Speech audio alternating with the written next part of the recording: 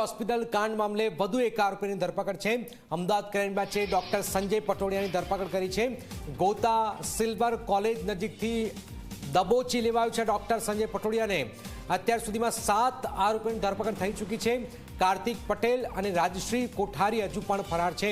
હોસ્પિટલમાં 39% ભાગ છે ડોક્ટર સંજય પટોડિયાનો। સંજય પટોડિયા પોલીસથી બચવા માટે અલગ અલગ હોસ્પિટલમાં રોકાયો હતો અને આખરે આ સંજય પટોડિયા જેનો 39% ભાગ છે આ હત્યામાં આ સંડોવણી સીધી સંજય પટોડિયાની બને છે અને ત્યાર પછી નાસ્તો ફરતો આ સંજય પટોડિયા આખરે સકંજામાં આવી ગયો છે।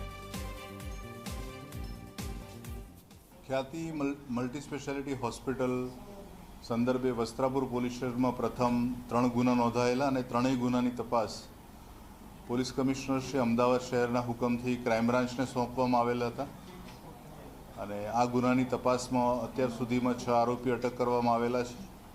આ ગુનાના જે મૂળ ફરિયાદમાં 5 આરોપીના જે નામ છે એ પૈકી ડૉક્ટર સંજય પટોડિયા જે બેરિયાટ્રિક સર્જન છે અને ખ્યાતિ હોસ્પિટલ્સના ડિરેક્ટરો પૈકીના એક છે।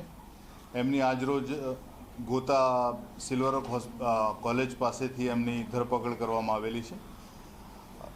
ડૉક્ટર સંજય પટોડિયા જ્યારથી આ ગુનો નોંધાવ્યો 13 તારીખે ત્યારથી જે પ્રથમ રાજકોટ ગયેલા ને ત્યાંથી પછી રાજસ્થાનના અલગ અલગ શહેરોમાં એ ટ્રાવેલ્સમાં અને ટેક્સી કારમાં ફરતા રહેલા હતા અને ધરપકડ ટાળવા અત્યાર સુધી એ અલગ અલગ સ્થળોએ રોકાણ કરેલું હતું એમનું। શરૂઆતમાં એમને જે પ્રાથમિક પૂછપરછ થઈ છે ધરપકડ બાદની અત્યાર સુધીમાં એમાં ડૉક્ટર સંજય પટોડિયા જે છે એ શરૂઆતમાં રાજકોટ ખાતેની પંડિત દીનદયાલ ઉપાધ્યાય મેડિકલ કોલેજમાં આસિસ્ટન્ટ પ્રોફેસર તરીકે કામ કરતા હતા અને ત્યારબાદ પદ્મકુંવરબા હોસ્પિટલ રાજકોટમાં ફૂલ ટાઈમ સર્જન તરીકે કામ કરેલું છે એમણે અને 2003-2006 સુધીમાં સરદાર પટેલ હોસ્પિટલમાં કામ કરેલું છે।